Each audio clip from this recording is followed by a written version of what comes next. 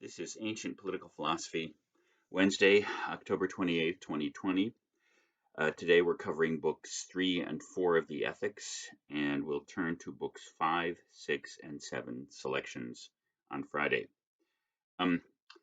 So let me walk you through the notes that I just sent out. And the first part of book 3 continues, you could say, as part of the general preface to moral virtue or ethical character shaping. That is the theme of the ethics. To summarize what we've seen so far, and to connect it with book 3, chapters 1 through 5 of book 3 constitute a kind of preface to the specific moral virtues dealt with in book 3, courage and temperance, in the latter part of the book. And book 4, generosity, magnificence, magnanimity, and some other minor virtues, like the mean between bragging and etc. With an interesting twist of shame at the end of book 4. More about that in a minute. And a very interesting virtue, magnanimity or great-souledness. Sachs prefers great-souledness, the great-souled, because the Greek word for this virtue is megalopusere, great-souledness, and magnanimity, which is the way in most other translations of the Ethics that this is translated, is simply the Latin translation of megalopusere. The magna means great in Latin, and anima means soul, magnan anima. And so he argues that just using the word magnanimity, although we do use that word in English, magnanimous, magnanimity, and its opposite, pusillanimity and pusillanimous, he says just postpones the issue of trying to understand what this Greek term is. So that's why he prefers this. I may go back and forth between magnanimity and great-souledness. And so this first part, as you're going to see, raises some rather critical questions. So to summarize books 1 and 2, we learned that the end and purpose of human life in book 1 is happiness, and that although there are a variety of versions and answers to what the question of happiness is out there in the human world, and they may have their own independent dignity. Again, we're going to see, I think, Aristotle's suggesting in these two books, these two political books, the Ethics and the Politics, a different way that the philosopher reacts to the rest of humanity, addresses the rest of humanity. We already talked about that in terms of the method of writing of Aristotle versus Plato. And in some ways, I'm going to come back to this, but what I was trying to suggest in the last lecture is Aristotle tries to find a way of suggesting that if just because you're not a philosopher, you can't be a happy human being. I think he's trying to suggest that in response to Plato, who suggests the only real happy human being is a philosopher, although specifically in the Republic, all parts of the city are happy. But you'll see in some ways, happiness really is the theme of Aristotelian human teaching, and so even though, I want to summarize the point I'm making here, that in book 1 you examine, many people think happiness consists of all kinds of things: wealth, pleasure, honor, power, and even if those do eventually have independent justifiability or independent potency to be parts of human happiness, there's no question that there's a superior form of happiness, which is the highest and most complete. That's contemplation philosophy, and you'll see the Ethics ends with that in book 10. But regardless of that, here's the thing: is if you want to be happy, they all these versions of happiness are, even if they are rankable, they all require some kind of moral virtue. You can't be a happy human being without moral virtue, or that is to say, an ethically shaped and driven character. Character excellence might be the exact parallel term to moral virtue. Again, remember the Greek terms here. Ethos means character, ethos means habit, ethos means character, and ethike is the the art or science or study of creating a beautiful character. Um, and pursuant to that, we learned in book two, that virtue is a mean between two extremes. It's a constant and active attempt to create stable and uh, to create stable dispositions in the character that give the higher rational part of the soul consciousness and governance over the irrational parts of the soul, so as to create a beautiful character. Um, Note, and this is an important general observation about what Plato and Aristotle are doing as political philosophers, and the same with Cicero. Um, Remember the challenge that the boys presented in Book Two. We want justice defined and justified, not with respect to its ability to bring you the goods of this world, which you can't guarantee that, or with respect to how to it being rewarded and punished, justice and injustice rewarded and punished in an afterlife by the gods or the divine.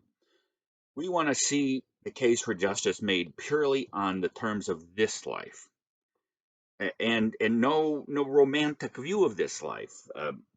That if you better not shout, you better not cry, you better not pout. I'm telling you why you'll get your head hit on the wall by Santa Claus, or however that song goes. Um, so this is a big point actually. Uh, in the first page of my notes, Plato, like Aristotle, like Plato, is trying to establish a secular, if that's the right word, this worldly, saeculum is the Latin word for this world, an objective basis for virtue that does not depend upon the afterlife or the divine. It's not that Aristotle doesn't address these things, or even the gods, in the Ethics and the Politics, but certainly not in the way that Plato does in the Republic. Um, no myth of air here, by the way. So he's trying to, again, you could say this is the first. These two guys, Socrates, Plato, Aristotle, um, are the first attempt to provide a definition and basis and justification for goodness and justice that is completely confined to this life, this world, and empirical and observable grounds, and provides a reward to the individual and city that does not depend upon this world recognizing or rewarding your virtue, which it may or may not do, or your honesty or goodness. So basically, Aristotle is part of the same uh, project of providing a completely empirical and secular basis for human happiness in this world. To the extent that if you want to be happy, you have to see yourself as beautiful. That unless you somehow build or construct, and this is the part of moral virtue or ethical character shaping in this, unless you aim your character at beauty, you can't be happy.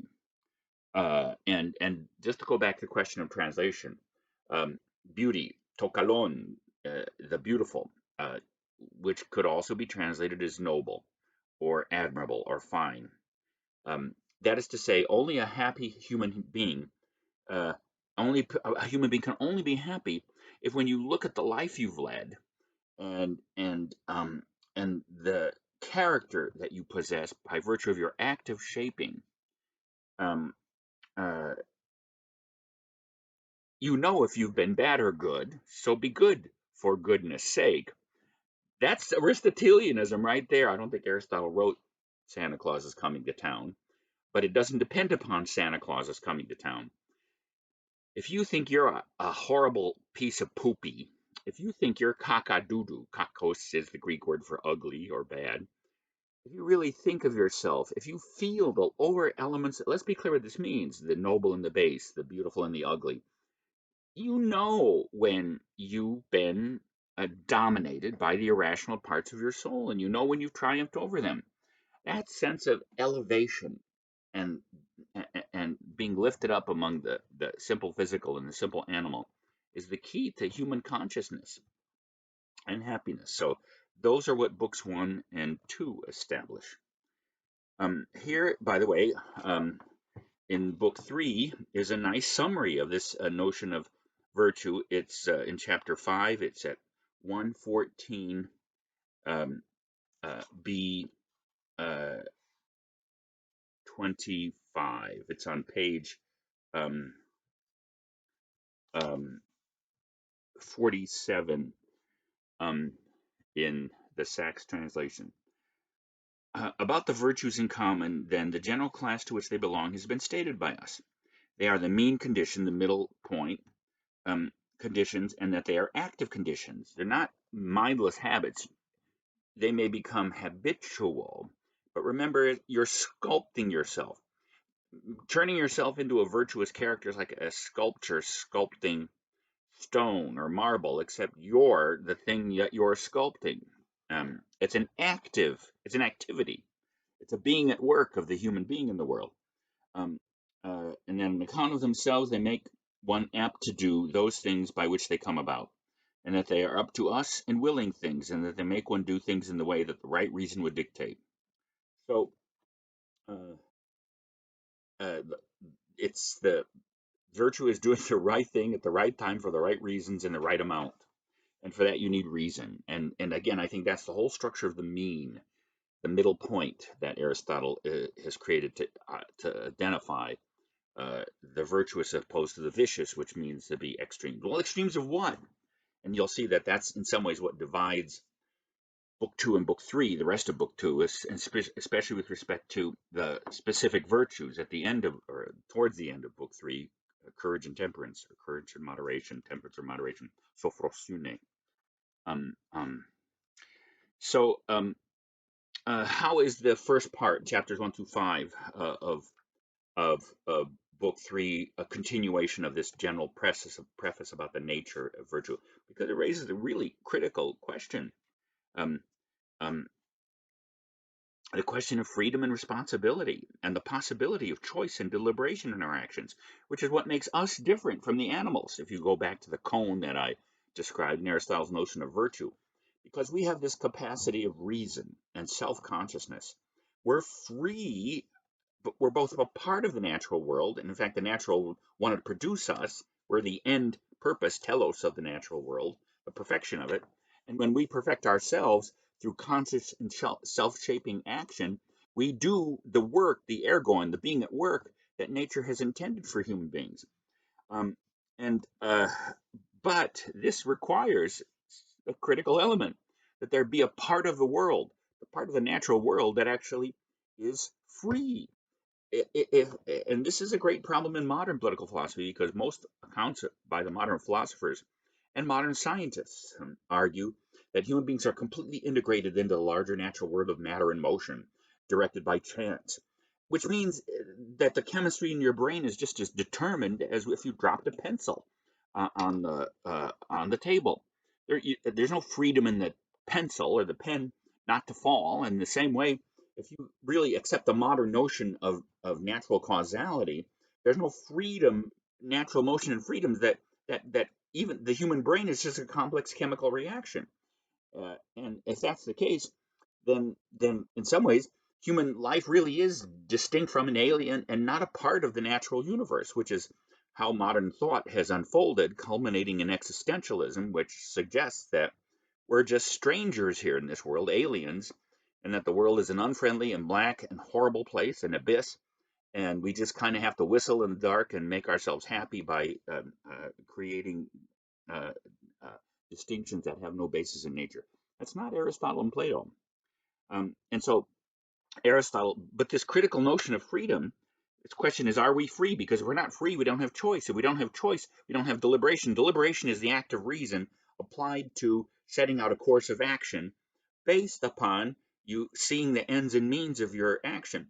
No other animal, no other part of the universe, so far as we know, has to do this. Again, they're like pre-programmed robots, even the complex ones, like people in New Jersey and orangutans. Sorry about the orangutans. Um, so uh, if you're not free, um, uh, then choice isn't possible. Choice isn't possible. Neither good nor bad choice is possible.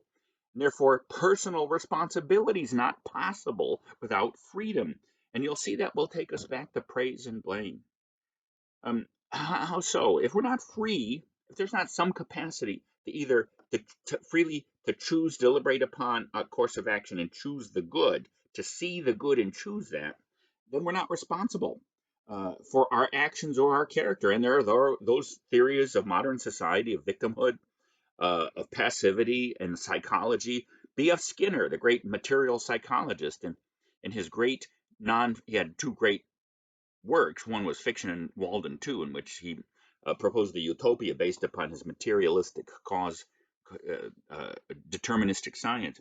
But his greatest nonfiction work was Beyond Freedom and Dignity. That it's an illusion, human beings, that we need freedom and that we're dignified in some ways different than from the meat that we're eating on the plate in front of us, or the broccoli, in my case, since I'm a vegetarian. Um, that was somehow different from it, that we have a freedom and dignity. Remember, Skinnerian psychology says we're all just rats wearing clothes. He must have been to a faculty meeting. Um, so this isn't a trivial question. So you have to see that at the heart of Aristotle's moral teaching and philosophy of human life is freedom, hence responsibility. Um, Again, if we're not free, we're not responsible. If we don't, and we'd be like the robots in the animal world.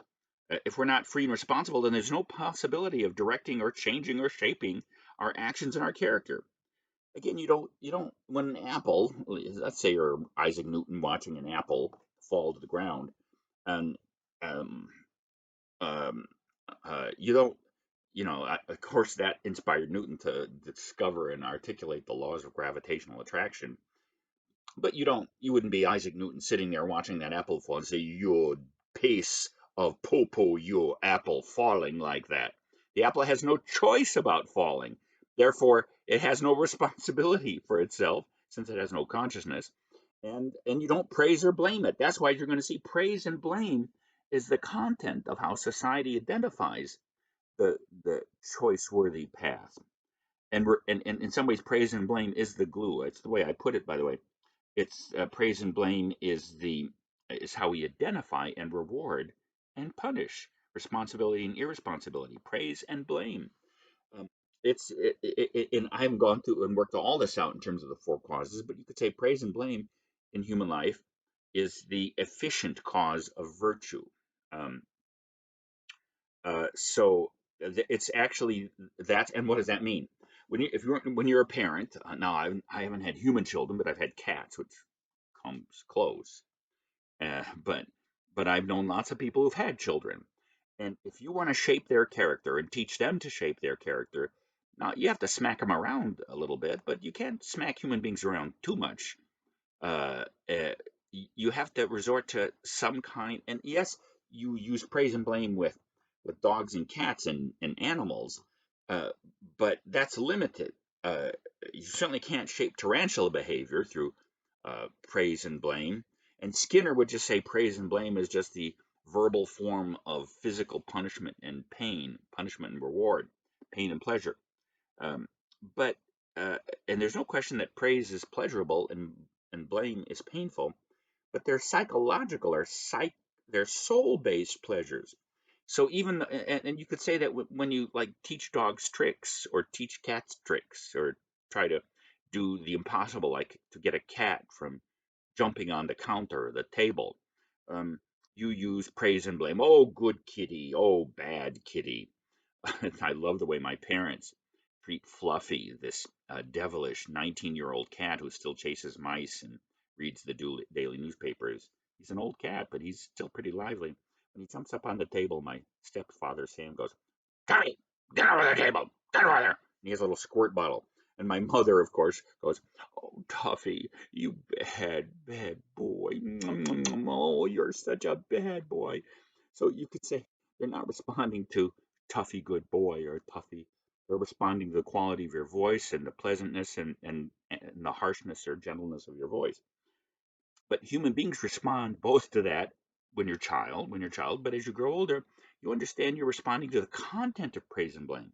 So praise and blame is the way that you raise children, the way that society tries to, yes, and society has other legal punishments too, but generally speaking, the actions that are praised and blamed by society, by us society, is what it identifies as virtue. Now, there's a big question um, uh, uh, uh, buried in there, which we'll come back to in a minute. So those, so the summary of chapters 1 through 5 is we are free. We're conscious and free.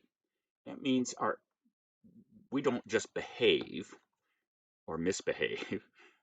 We act, and act is based on conscious choice, and choice is is a course of action which is prepared by deliberation. Again, we're the only animals that consciously deliberate to point ourselves in action. Other animals behave and act. I mean, and a lion goes out to hunt, and sharks go look for movie actors to eat in the ocean in big pictures. But they don't get up and plan their day. We do. So deliberation is rational capacity in action, and it's at the heart of choice. So Um, that's the preface that Aristotle lays out in Book 3 in chapters 1 to 5. In the rest of Book 3, then he actually turns to the specific, how to call these first two virtues, and why do they deserve to be separated off from the stuff in Book 4? Because Book 4 raises an interesting question, has some interesting virtues, and I think I have some suggestions as to what he's doing there. But courage, chapters 6 through 8, you can read the whole chapter, the whole book, of course, in chapters 11, are the two virtues with respect to the irrational parts of the soul. So you could say courage and virtue, and it's not an accident that Aristotle shares these with um, Plato, but he gives a slightly different account of the soul, as we've already seen, and a slightly different version of the landscape, the internal landscape that you experience as a human being. And so in some ways Aristotle talks about the two parts of the soul: the rational part, the conscious and acting part, deliberating part, and the irrational part. Now it's true, he divides that irrational parts into desires and fears, and pleasures and pains, just like Aristotle, just like Plato does. But as you'll see, it's a slightly different portrayal of what's going on down there inside of us. Now, again, the thing about these two virtues is they are in the soul. All virtues are in the soul, but these two virtues have to do with the connection to the body. Um, uh, and you could say these are the more natural aspects of virtue. And what I would mean by that is, you would need these virtues even if you were Tom Hanks in the movie Castaway, if you saw that pretty good movie. Which is to say, if you were on a desert island all by yourself, living by yourself, you'd still need courage. You'd still need temperance, not only to stay alive, but even while you were living there yourself. You'd know if you ran away from bumblebees or ran away from starfish that you somehow were an ugly human being. That if you all you did was sit around and ate coconuts to the point that you weighed as much as I did, that you would somehow be debasing yourself. So these two virtues in Book 3 are the soul in dialogue with itself, the soul in dialogue with the body, and the irrational parts of the soul. So, just a quick run through what courage is. Courage is the mean between cowardice and rashness, being completely dominated by fear, uh, and or being completely unaware of fear, or unresponsive to fear. Those are the two extremes. Um, and and again, what virtue is, remember, is Aristotle's trying to bring reason to these things, and I think this is what the notion behind the whole notion of the mean is. You know when you're afraid, and you know when you might be overly thumatic, and being indifferent to fear. Somehow, those two extremes are not somehow conducive to either staying alive or being a beautiful human being. So Aristotle suggests what your reason, your deliberative reason, tries to do is to find the middle point between them. And here are a couple of statements that kind of clarify this. So in chapter 3, book 3, chapter 7, um, uh, this is something like a definition. Now, the end of any way of being, this is, by the way, at um, uh, 111. I think I screwed up the number. Yes, it's um, 1115B20. I forgot the 5 on the notes. Um, Now, the end of any being at work, energeia, is what corresponds to the active condition it comes from. And to a courageous person, courage is a beautiful thing. So its end is something beautiful as well, since each thing is determined by its end. So it is for the sake of the beautiful that the courageous person endures and does the things that are in accord with courage. That's not so much as a definition as a specification of how to recognize when you're being courageous. On the next page, on page 50, at 116a 10. So, as was said, courage is a mean condition, a middle point, concerning things that are confidence inspiring or frightening in the circumstances stated. It chooses something and endures it because it is a beautiful thing, or because not to do so would be a shameful thing. But to die as a way of running away from poverty or love or anything painful does not belong to a courageous person, but rather to a coward. For to run away from distressing things is softness, and such a person does not endure death because it is a beautiful thing, but as a way of escaping something bad. So that's courage. The mean between being carried away by fear and completely being unresponsive to fear. So again, understand you kind of have to be able to feel fear before you can summon courage. Because once you feel fear in yourself, and we all know what this is like, every human being has felt this. I know I certainly felt it on my wedding day. Just kidding. Anyway, that's courage. The other virtue that he describes and discusses here is temperance, moderation, sophrosune. Um, and um, uh, and here it seems to me there's a nice statement on 1118a 1. Uh, so um, um,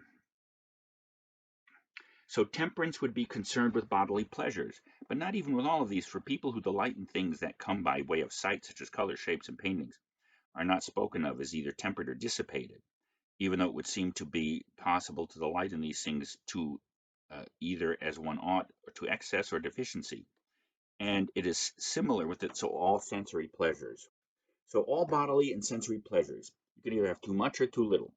So temperance seems to be the mean between indulgence and completely giving in to the pleasurable because it's pleasurable. One of my favorite definitions of gluttony in the ethics is a glutton is somebody who doesn't like the taste of food so much as the feeling of it going down my throat.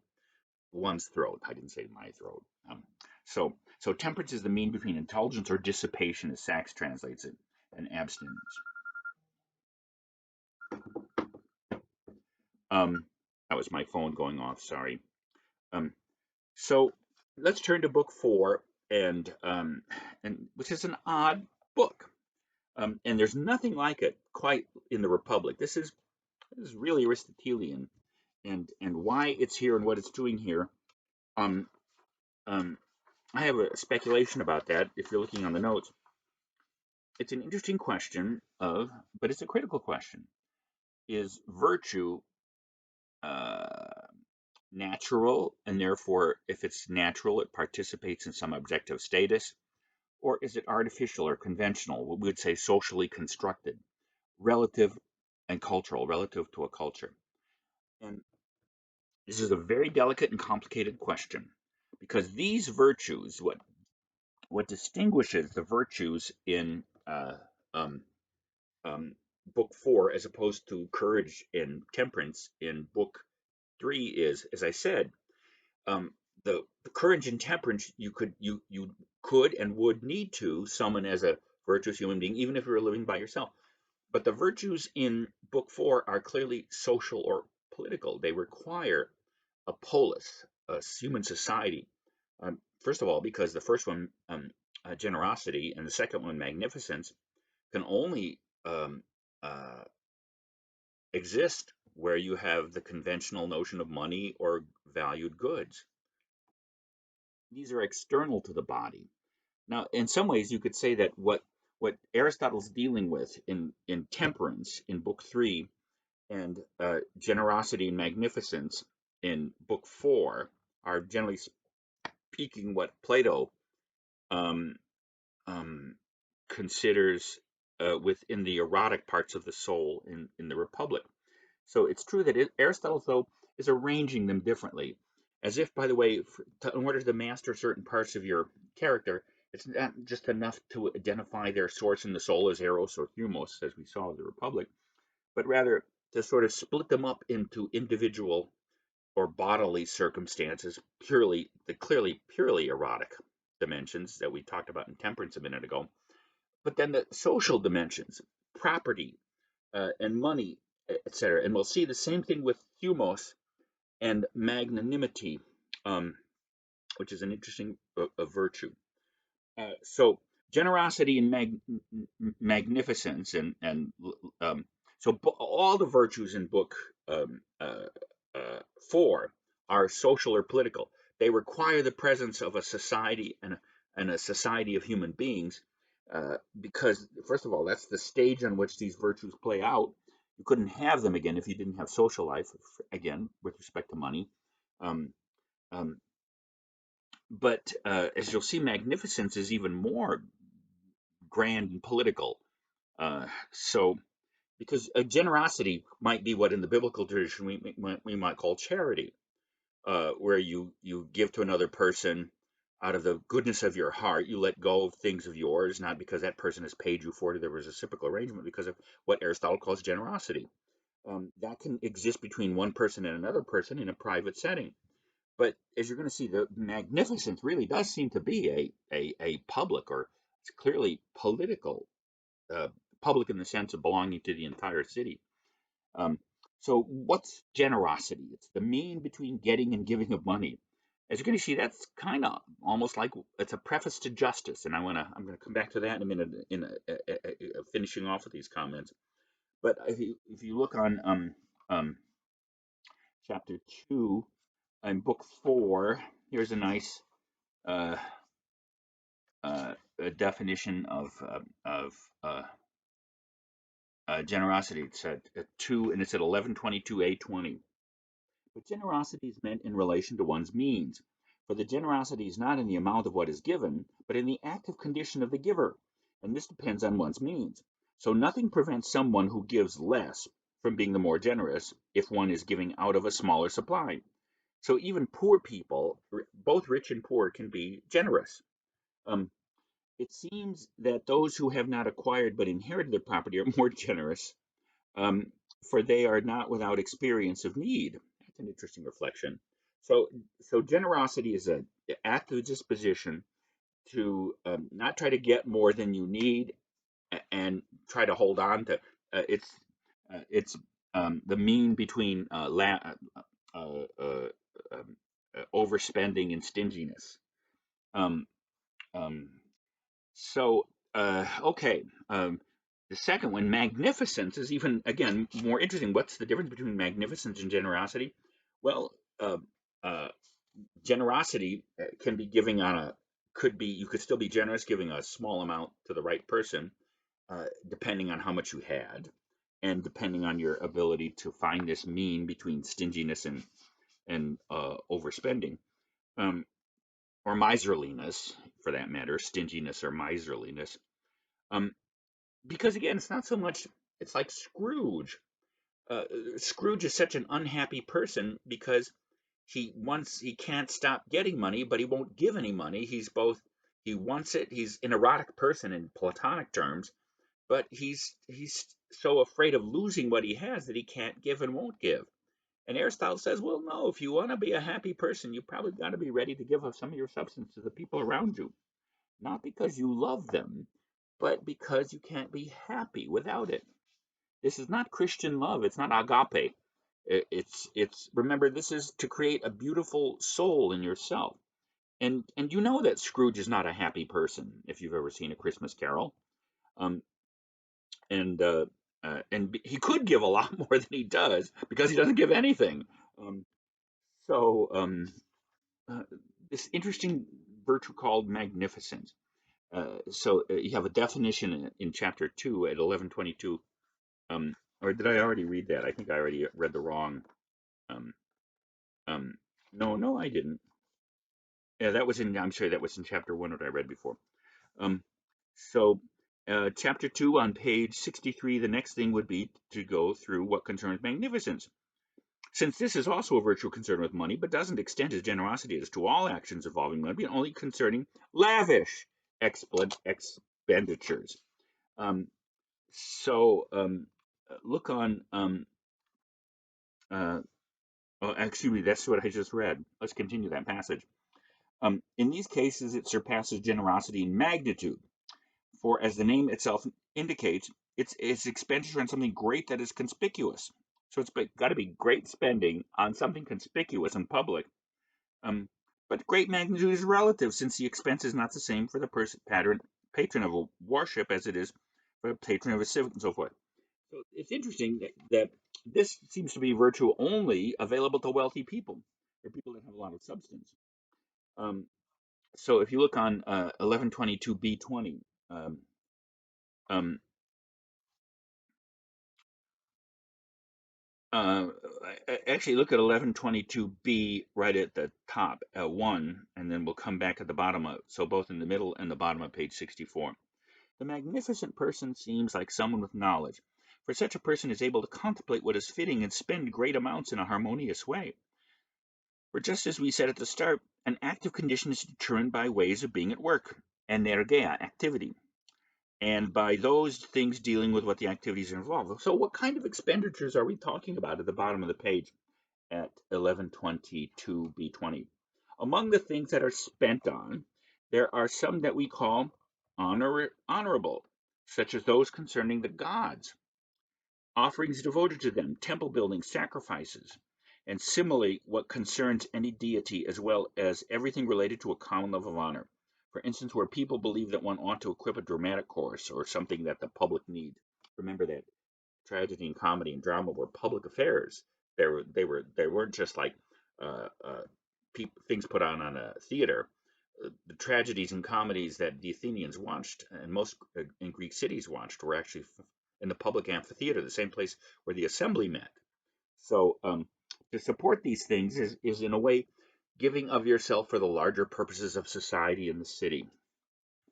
Now, the most interesting virtue discussed in book 4 is great souledness, greatness of soul, magnanimity.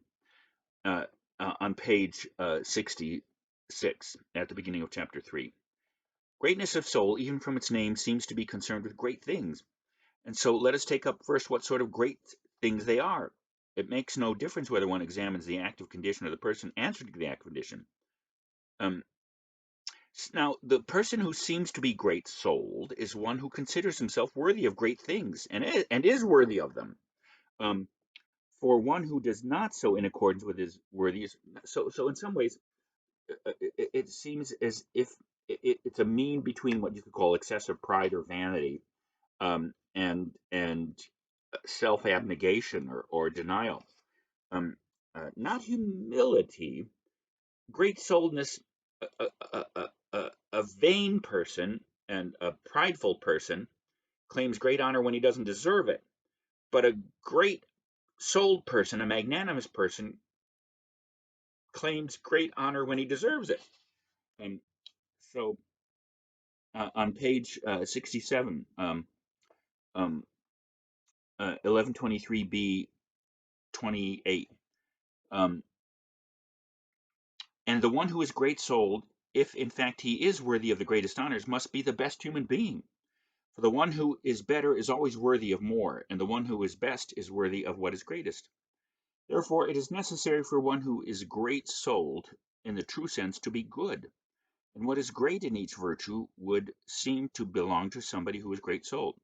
And it would be by the means fitting for someone great souled to run away with, and it would by no means be fitting for someone great souled to run away with wildly swinging arms or to be unjust. So, uh, um, uh, magnanimity is this interesting virtue, and what he seems to be suggesting is that this perhaps, by the way, is what is covered by the Timocratic man in Book 8 of the Republic, or the higher elements of thumos. Um, so again, in the same way that Aristotle takes the same aspects of consciousness, whereas Plato organizes them by by not only what part of consciousness, rational lower parts of the soul, thumos and eros, these activities and virtues fall in.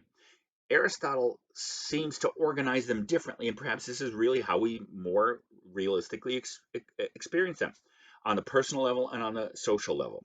Whereas temperance is eros concerning the bodily things and pleasures, and magnificence, generosity and magnificence are the things of eros, but on the social or public scale. And whereas courage is the right amount of mastery of fear on the personal or individual level, magnanimity is honor on the great and public social scale. So it's almost as if Aristotle divides the virtues both according to what part of the soul they're affecting, but more the conditions under which people experience them. And that may be a more realistic or actual way that you and I actually grow up in society, insofar as we've grown up. Now, there are a couple of other minor virtues that Aristotle talks in Book 4, but I just want to take about the last subject. The last thing he comes to discuss is shame. And he says shame is not a virtue, it's not a mean, it's not a disposition to be uh, cultivated. Shame is to be avoided. And then, in fact, a good person never does anything shameful. So there's no reason for a virtuous person to experience shame. I'm, I don't know if I fully understand this discussion or if I fully agree with it, because it seems to me shame and a sense of shame, which is called different things in different society, may be necessary, maybe the internalization of the experience of blame. I mean, when you're blaming somebody, what are you trying to do? You're trying to create in them a sense of shame. So it might be that Aristotle's right that it's not a virtue in the sense that you you what is shame? It's actually when you perceive yourself to be an ugly person, and so it's necessary to the moral life, the virtuous life, but it itself is not a virtue. It's not a good thing. It's not a virtue to feel shame. Although, and I simply may have to think more about this, it may be that shame is necessary to the moral life because a person who is not capable of shame or remorse is probably not capable of wanting to perfect oneself. So this is a complex question. But at any rate, this odd material, these social virtues in Book 4, which are still technically means between extremes, but they have to do with the goods that society produces. It seems to me that the reason Book 4 is here is not so simply that there's a Book 4 between Book 3 and 5. It's good to be brilliant. But also because, as we're going to see in Book 5, we'll turn to the question of justice. And so, if justice is the most social and political of virtues, it may be that the virtues in Book 4 prepare us for the presence of justice in ourselves and in the city.